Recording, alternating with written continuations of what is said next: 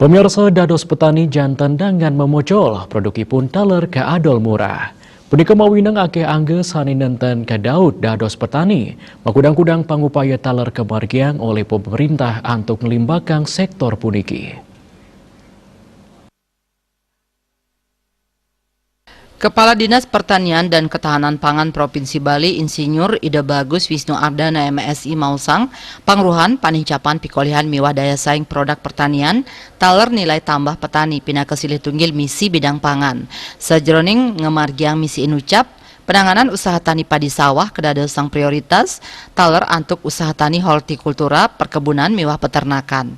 Manut Dani, usaha tani padi sawah patut kautamayang, santukan akeh kausahayang oleh para petani inggih punike ngantos langkungan 7 tali hektar lahan sawah.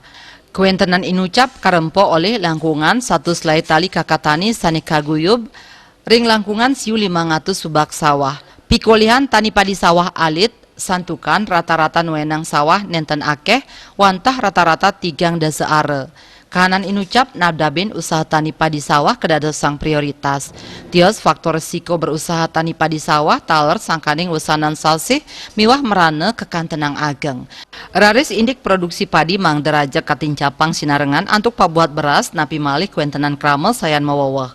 Petani sani sampun madue panguruhan benih unggul, fasilitas kredit, bantuan pupuk, kantos asuransi tanaman padi, patut nampenin harga eceran tertinggi HET beras sani rauh mangkin sampun nenten memargi becik. Direktur PT Eko Solusindo Arianto Mausang, setelah pasar luar negeri antuk beras premium miwah beras khusus, kanton ageng ring Singapura, Australia, Korea, taler Eropa.